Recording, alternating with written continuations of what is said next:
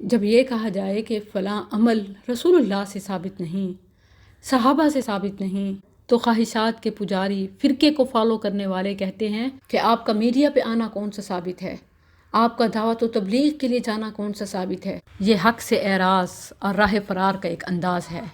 Media پر آ کر حق بات کہنا یہ بدعت نہیں، بلکہ میڈیا پر آ کر غیر اسلامی حرکتیں کرنا اور اس کو مذہب کا لیبل لگانا یہ بدعت ہے۔ عورت کی آواز اگر حرام ہے، میڈیا پر دعوت اگر یہ ناجائز ہے، تو محترم آپ یہاں کیا کرنے آئے ہیں؟ ایک عورت کے پیج پہ آنا اور کمنٹ کرنا کیا یہ جائز ہے؟ اگر آپ اسے حرام سمجھتے ہیں تو محترم آپ کیوں حرام میں منہ مار رہے ہیں؟ جائیں خبر لیں اپنے گھر کی، جہاں جوڑے لگا کے، ایڑیاں نکال کے، خوشبوئیں لگا کے، میک اپ تھوپ کے، نعت خوانی کے نام پر کیا گل کھلائے جا رہے ہیں۔ یاد رکھیں کہ جس طرح گھوڑوں اور گدھوں سے، جانوروں کی سواری سے ہم پلین اور ٹرین اور گاڑی میں بیٹھے ہیں، بالکل ایسے ہی وہی آواز، سورسز بدلے، میدان بدلا، بات وہی ہے۔ یہی تو شریعت ہے۔